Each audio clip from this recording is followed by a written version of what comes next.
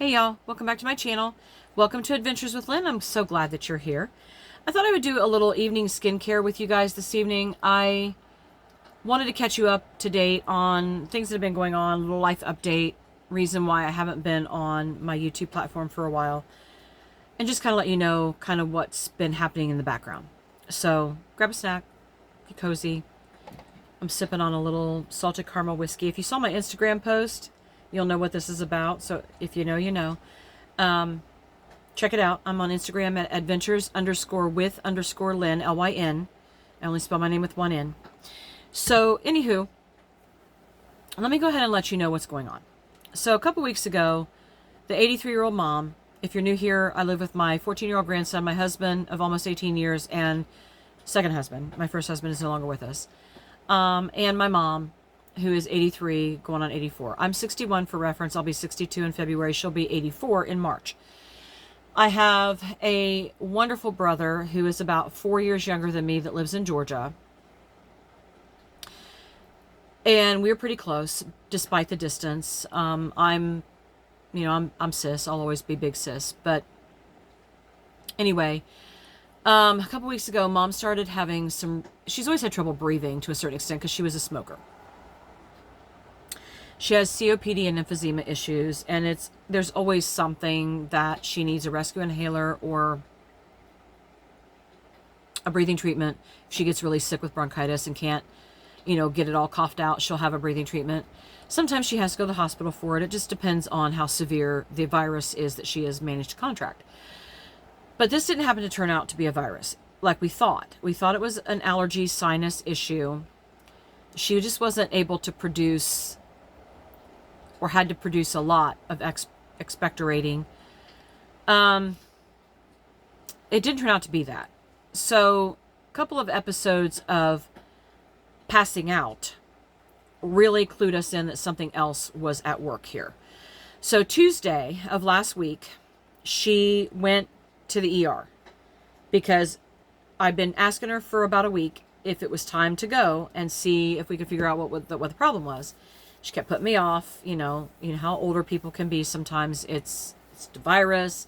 It's just a sinus. I'll be okay.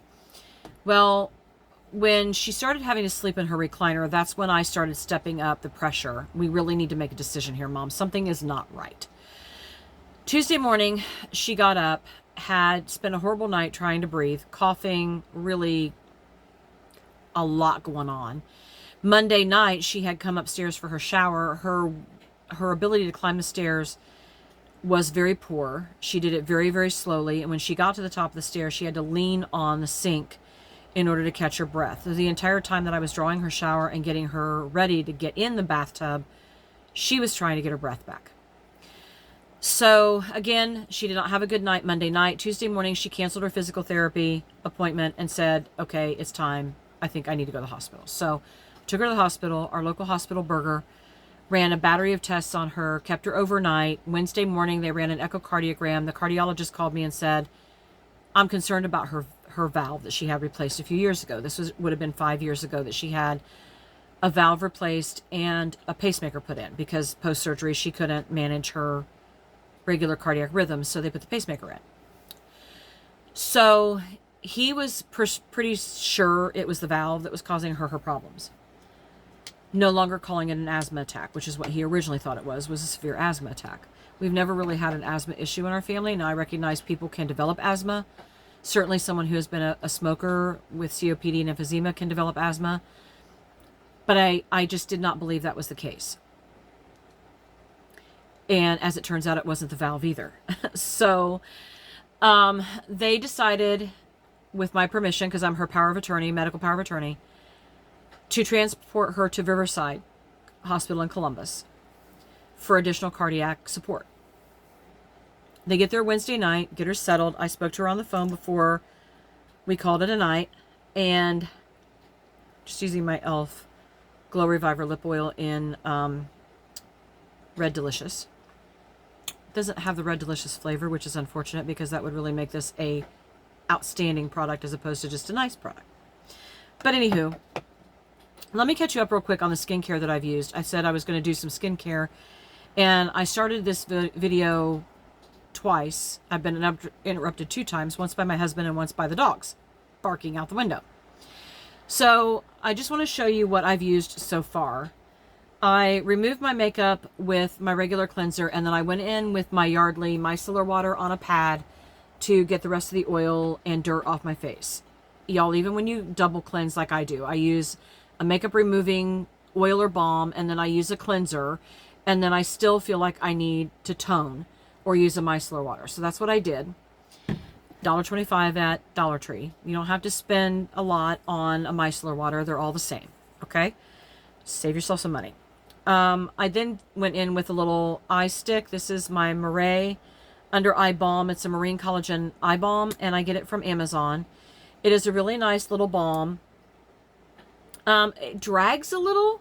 It's not as emollient as I would like for it to be, but it does work. If you set it to your skin and hold it there for a second or two, warm the surface of it up, you can then spread it pretty easily. I went in with 2 serums. One serum is the Dermasil Oat Milk Restorative Serum with fermented oatmeal and snow mushroom. I got this from Dollar Tree as well. It's been nice so far. It's very moisturizing. I'm almost out of this one. It is a Spa Sensuals, also from Dollar Tree. The Air Soothe and Soften. This is a face serum with ceramides and cica, which is good for your skin. Again, these products are $1.25. Y'all, you can't go wrong with some Dollar Tree skincare. If you think Dollar Tree skincare is not great skincare, follow a couple dermatologists on YouTube. They'll set you straight pretty quick. Dr. Dre, is one of them. I followed her for years, and she goes to Dollar Tree all the time to see what's new. I haven't gotten her take on either one of these, but because she has recommended Dollar Tree products in the past, I said, why not? So here we are. And then I did use, prior to using that lip oil, I did go in with some of my Brazilian Kiss lip balm. It tastes good. It's a nice flavor. It's a bougie product, and I will not repurchase. This is too expensive for the amount of times I reach for it. I just need to use it. Okay? I also use the Murray Vitamin Boosting Exfoliating Polishing Pads. These are great. This is a glycolic acid facial polish. I think you can see it pretty well. Glycolic acid is a mild acid. It's not like lactic acid. Glycolic is probably a little bit more than lactic acid as far as the way it feels on the skin or as exfoliating properties. There are acids that are stronger and can cause irritation, retinol being one of them. It's not an acid, but retinol is an irritant. Just keep that in mind. And then I'm going to put on a little bit of this Hydra Plus water gel. This is from Dollar Tree as well, but it's just like Neutrogena. Water gel, hydrogel. Just like it. It has the same ingredients pretty much in everything. So we're just going to slather some of that on while I continue to talk about Mom. Okay, so Wednesday night, she calls, we talk on the phone. She sounds fine. She sounds normal, like I would have this conversation with her any time of day or night. Nothing sounded bad. She wasn't having trouble breathing or anything like that. But boy, oh boy, did things change in a hurry. Thursday morning, my brother, I'm driving to work. It's early. I'm an opener. I'm on my way in. I'm at downtown. It's about 7:45, 7:45, something like that. He's driving in from Georgia. So my brother lives outside of Atlanta. And he made the decision to come up because a potential heart surgery, if the valve was the issue, we were looking at replacing the valve again. He wanted to be here to support me and to be with her. Obviously, the alternative to that is if something went bad, he would be here to support me through the process of her final moments, okay? You don't want to think about it like that, but you have to. When you have a parent that it has medical issues and you know they're of an age for something serious to go wrong and they're maybe not strong enough for surgery, but they try it anyway because to not do it will ensure that they do not survive. You know, you roll the dice. So he came up. He has the privilege of working for a good company that will allow him to work outside the home. or outside the office rather, at home if he needs to. So his boss was like, do what you got to do. Come to Columbus, do what you got to do. So he walked into chaos Thursday morning. He gets there about 8:30 in the morning, and she is being attended to by a respiratory therapist, by all of her nurses. The cardiac specialists are on tap. Things are going downhill real quick because she can't breathe. She went from talking to me over, Wednesday night after she got settled in her room to being unable to breathe without full oxygen support. So they had a mask, a full mask, 100% oxygen being delivered to her. Her face was fire engine red. He said she's being moved to the cardiac ICU. This is going south in a hurry. So I get everything in line at work. I needed somebody in the back, somebody in the front. I'm an optician, so we have a doctor's office that's got full staff. Or a full book rather, and I need a staff for that. I need a member of staff for the front. I reached out to another member of the staff and said, hey, can you come in early? You said you could if I ask you. She, of course, made her way to the store. And then I let my co-manager know that I needed to bounce. I'm her medical power of attorney, so I need to go. Get to the hospital about 9:15-ish because the last associate showed up at 9 o'clock for the backside. I rush to the hospital. I get there, and she's better. Her oxygen levels the oxygen is helping to, restore her color. She looks a lot better, I guess, than she did when he first got there. He's on one side, I'm on the other. We're both holding her hands. We're watching her try to respirate. When she falls asleep, she's like, you could see her pulling really hard to breathe. So about half an hour after I get there, they move her to the ICU. We get her settled in the room, or they do, while my brother and I make some phone calls. We go to have lunch because she needs to rest.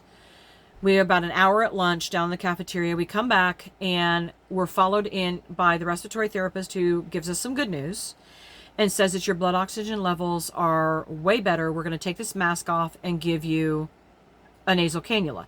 We're still going to give you oxygen support, but it won't be full on 100% on your face right now.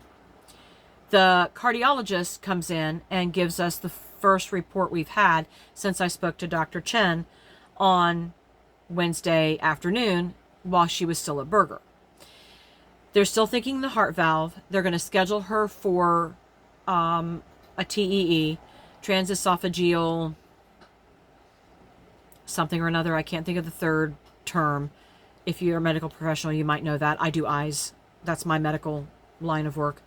But they have to go down in through the throat through an intubation tube and scope out what's going on with the heart and the pacemaker. Because when she had the valve replaced, her heart rhythm was not resetting itself, and they had to put a pacemaker in. So we have a 5-year-old valve and a 5-year-old pacemaker who up to this point we thought was functioning properly. It still is.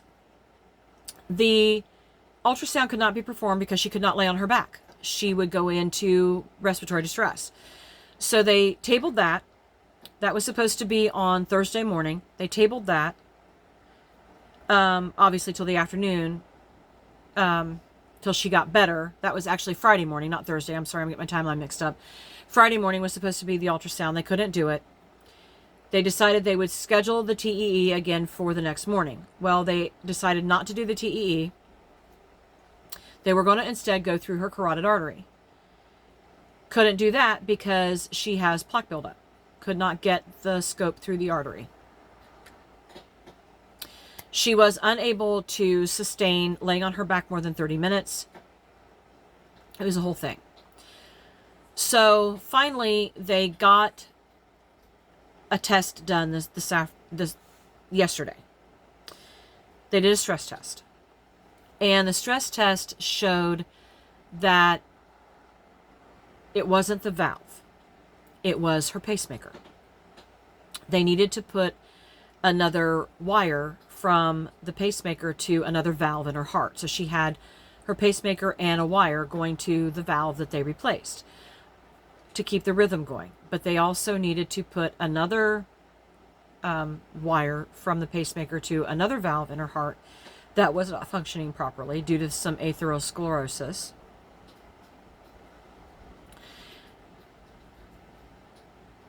That's wrong. Arterial sclerosis. That's what the doctor said today. Anyway, she came through the surgery fine. Flash forward to this evening. She's in better spirits. She's feeling good. They ordered her some supper. The doctor called me and told me all about the procedure, which I truly appreciated because I got real-time feedback on what was going on. All of that is to say that she is now in recovery and may get to come home tomorrow. We'll see how she does overnight with her pacemaker keeping rhythm like it's supposed to. So my brother left yesterday and went back to Georgia. He could have hung around another day. He was regretting not hanging around, but it's okay. You can't build your life around a hospital situation. You never know when they're going to do what they're going to do. So I took today off as well because I was pulling a 6-day work week with this week anyway, going to a different store on Saturday. I could afford to take today off. So I took today off as well as being off yesterday. Generally speaking, I was hoping to bring her home today, but here we are. I will go up and get her tomorrow evening after I get off work. I work early tomorrow. Actually, I don't work early tomorrow. I close tomorrow. I'm going to have to let them know that I can't come and get her tomorrow until late. But anyway, all that is to say that I will be able to bring her home tomorrow, get her home, get her settled, and hopefully everything will calm down and we can go back to our normal routine. I'm sure that her little dog, who is laying down here finally, passed out at my feet, will relax and, get back into his normal rhythm as well. All right, guys, thank you so much for coming with me on this little Get Unready With Me skincare episode number 10 of what's going on in Lynn's life these days. These are adventures that I don't want to have. I want my adventures to be good adventures. I want them to be interesting adventures. I don't even mind them to be occasionally challenging adventures. I don't like this kind of adventure. This was very stressful. This was extremely emotionally up and down like a roller coaster. I mean, it was just, she's going to survive. She's not going to survive. If you'd have asked me to lay odds on Thursday when I walked into that hospital room and saw what condition she was in after the whole episode with the mask and everything, I wouldn't have given her good odds at all. I would have said 80-20 we were going to lose her, honestly. So I'm very happy that she has turned things around and that we're going in the other direction, which is the right direction. And, when she goes, it'll be hopefully in her sleep several years from now, and it's all good. I don't want her to have to go in pain or in a situation that she doesn't want to be in because something went wrong. So if y'all would say a brief prayer for my mom, I would really appreciate you. Let me know that you're thinking about her. Give me a thumbs up, like, share, and subscribe. And I will see you guys in my next video real soon. Bye.